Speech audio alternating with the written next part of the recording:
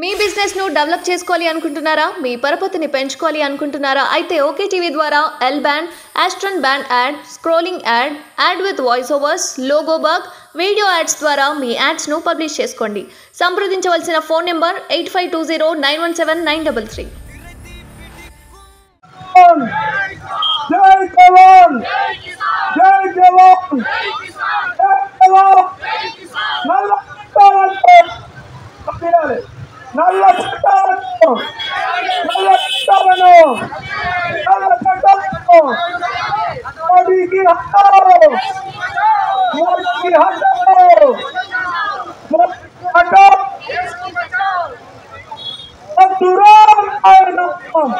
Right, ప్రస్తుతం మాట్లాడడానికి జనగాం జిల్లా కిసాన్ కోఆర్డినేటర్ ఉన్నారు. అన్న చెప్పండి, ఈరోజు అయితే అటు ఢిల్లీలో జరిగేదానికి మద్దతుగా ఈడ కూడా ధర్నా చేయడం జరుగుతుంది. ఎట్లా చూస్తున్నారు ముఖ్యంగా మీరు? అయితే ఇది ఈ ఒక్కరోజు ధర్నా కాదు, కిసాన్ కాంగ్రెస్ ఆధ్వర్యంలో కేంద్ర ప్రభుత్వానికి వ్యతిరేకంగా, నల్ల చట్టాలకు వ్యతిరేకంగా రైతులు ఎప్పుడు కూడా ఇబ్బందులు ఎదుర్కొంటూనే ఉన్నారు. ఇది మొదటి టైం కాదు, చాలా టైంలో కూడా మేము జిల్లా వ్యాప్తంగా జనగాం జిల్లాలో కానీ, జిల్లా కేంద్రాల్లో కానీ, హైదరాబాద్లో కానీ చాలా సందర్భాల్లో ధర్నాలు కానీ, రాస్తారోకోలు కానీ, ఆదిలాబాద్ వ్యాప్తంగా బస్సు యాత్ర కానీ ఇవన్నీ చేసినప్పుడు మాకు రైతులకు ఓన్లీ కేసులే ఎదురైనాయి తప్ప, అరెస్టులు ఎదురైనాయి తప్ప ఎప్పుడు కూడా మోడీ ప్రభుత్వంలో చేయలేదు.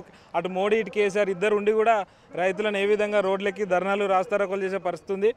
ఇప్పుడు మన తెలంగాణలో అయితే ప్రజాపాలన కాంగ్రెస్ గవర్నమెంట్ వచ్చింది కాబట్టి కొంచెం మారిందని చెప్పుకోవచ్చు. కానీ రాష్ట్రంలో మాత్రం అదే నియంతృత్వ వ్యతిరేకత అవలంబిస్తున్నారు. కాబట్టి దానికి వ్యతిరేకంగా పంజాబ్, హర్యానా రాష్ట్రాలు ఏవైతే యువ రైతులు కూడా చాలామంది చాలా రోజుల నుంచి ధర్నా చేస్తున్నప్పటికీ కూడా వాళ్ళు చర్చలనే పేరుతోటి బాష్పవాయువు కానీ, కాల్పులు కానీ జరపడంతో ఒక యువ రైతు కూడా చనిపోవడం జరిగింది. చాలా బాధాకరం.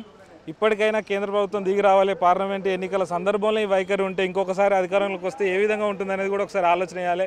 దేశవ్యాప్తంగా కూడా చాలా రైతులకే న్యాయం చేయలేని ప్రభుత్వం ఇక వేరే వాళ్ళకు, నిరుద్యోగులకు ఇంకా సాంకేతిక పరంగా ఏ విధంగా న్యాయం చేస్తుంది అనేది చేంజ్ వచ్చే అవకాశం ఉందా రైతులు? తప్పకుండా డబుల్ ఇంజన్ సర్కారు దిశగా తెలంగాణలో ఏవైతే రైతులకు సబ్సిడీలు కానీ వివిధ రకాల ఏవైతే ఉన్నాయో అవన్నీ కూడా కేంద్రంలో రాహుల్ గాంధీ నేతృత్వంలో ఖచ్చితంగా మా జాతీయ అధ్యక్షుడు సుఖ్పాల్ సింగ్ ఖైరా గారి ఆధ్వర్యంలో ఖచ్చితంగా నెరవేరుతాయి. ఇప్పుడు రానున్న ఎన్నికల్లో, పార్లమెంట్ ఎన్నికల్లో ఖచ్చితంగా మోడీ గారికి బుద్ధి చెప్పే రోజులు ముందు ఉన్నాయి. మోడీకి ఎలక్షన్లలో బుద్ధి చెప్తేనే రైతులు దేశవ్యాప్తంగా సంతోషపడతారు. లేకపోతే ఇంకా రైతుల మీద చాలా దాడులు జరుగుతాయి, రాస్తారోకోలు ఉండవు, రైతుకు ఒక ఫ్రీగా వాళ్ళ భావజాలని, మద్దతు ధరను ప్రకటించే విధానం కూడా ఉండదు. కాబట్టి ఖచ్చితంగా దేశవ్యాప్తంగా మారాలి.